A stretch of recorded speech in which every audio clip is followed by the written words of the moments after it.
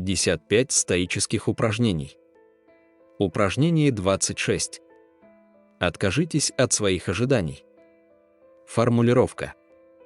Мы злимся, грустим или разочаровываемся, потому что реальность не соответствует нашим ожиданиям. Мы удивляемся, когда все идет не так, как мы надеялись. Когда вы чувствуете разочарование, вините не других или внешние события, а себя и свои нереалистичные ожидания.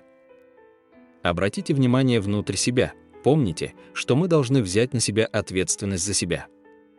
Единственная причина, по которой мы раздражаемся из-за мелочей, по словам Сенеки, заключается в том, что мы их не ожидали. Это происходит от чрезмерного себелюбия. Мы думаем, что должны быть неприкосновенны даже для наших врагов. Каждый из нас носит в себе чувство короля и хочет, чтобы ему была предоставлена максимальная свобода, тогда как другие, вопреки нам самим, этого не делают.